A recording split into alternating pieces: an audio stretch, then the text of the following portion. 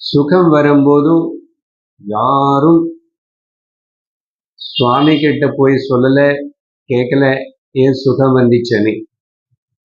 சுவாமி கிட்ட போல, சுவாமியார் கிட்ட போல, டாக்டர் கிட்ட போல, ஜோதிஷர் கிட்ட போல, எங்கேயுமே போல.